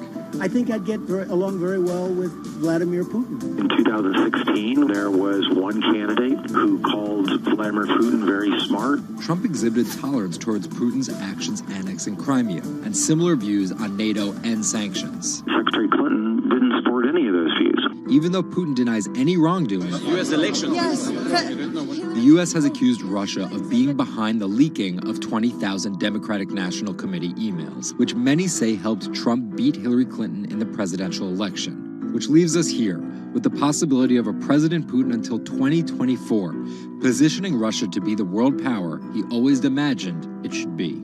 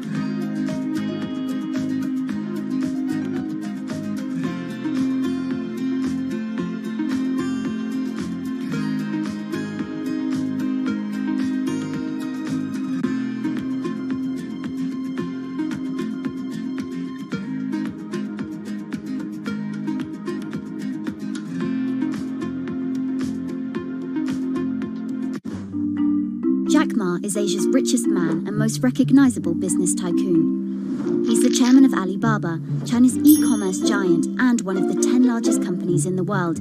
Yet he still wants more. We know where we're going. We want to be the 5th largest economy. Big words from the man some call Asia's Jeff Bezos. He's confident, he's charismatic, and he's definitely not the average CEO.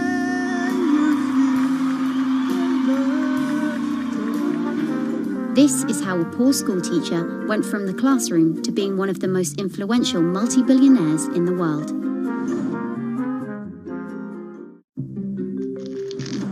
Ma was born in China's southeastern city Hangzhou in 1964. His parents were traditional musician storytellers. As a teenager, he started to learn English from foreign tourists after China opened up in the late 1970s. And then for 9 years, Jack Ma hung around outside the Hangzhou Hotel, which is now called the Shangri-La. He would get up at 5 a.m. to talk to travelers. That's Bloomberg technology reporter Lulu Chen. And I cover China Internet for Bloomberg. Ma failed China's National University entrance exam twice before being admitted to local teachers' college. He graduated in 1988. He applied for 30 jobs and got rejected, including from the fast food giant KFC. When KFC came to China, come to us say, 24 people went for the job. 23 people were accepted. I was the only one guy. Then Ma got a job at a local university and taught English there for about 5 years, earning just $15 a month. On the side, he started